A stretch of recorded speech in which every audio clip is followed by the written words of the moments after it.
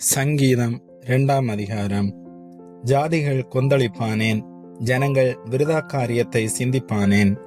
கர்த்தருக்கு விரோதமாகவும் அவர் அபிஷேகம் பண்ணினவருக்கு விரோதமாகவும் பூமியின் ராஜாக்கள் எழும்பி நின்று அதிகாரிகள் ஏகமாய் ஆலோசனை பண்ணி அவர்கள் கட்டுகளை அறுத்து அவர்கள் கயிறுகளை நம்மை விட்டு எறிந்து போடுவோம் என்கிறார்கள்.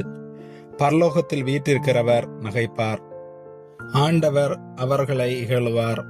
அப்பொழுது அவர் தமது கோபத்திலே அவர்களோட பேசுவார், தமது உக்கிரத்திலே அவர்களை கலங்க பண்ணுவார்.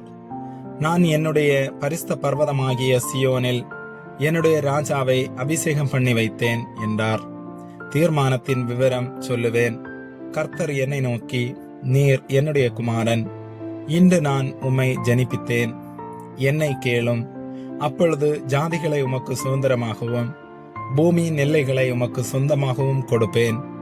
இரும்பு கோலால் அவர்களை நொறுக்கி குயக்கலத்தை போல் அவர்களை உடைத்து போடுவீர் என்று சொன்னார். இப்போதும் ராஜாக்களே, உணர்வடையுங்கள். பூமியின் நியாயாதிபதிகளே, எச்சரிக்கையாயிருங்கள். பயத்துடனே கர்த்தரை சேவியுங்கள், நடுக்கத்துடனே களி கூறுங்கள். குமாரன் கோபம் கொள்ளாமலும் நீங்கள் வழியிலே அழியாமலும் இருக்கும்படிக்கு அவரை முத்தம் செய்யுங்கள். கொஞ்ச காலத்திலே அவருடைய கோபம் பற்றி எரியும். அவரை அண்டிக் கொள்ளுகிற யாவரும் பாக்கியவான்கள்.